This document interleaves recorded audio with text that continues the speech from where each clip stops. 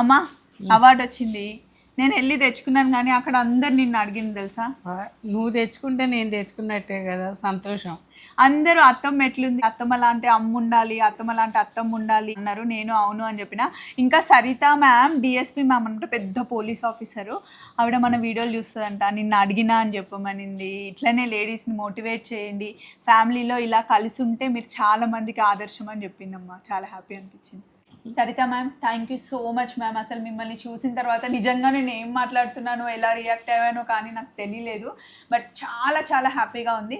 మీరు చెప్పినట్టుగానే నేను అత్తమ్మ ఎలా ఉంటామో అవన్నీ వీడియోస్ పెడతాము.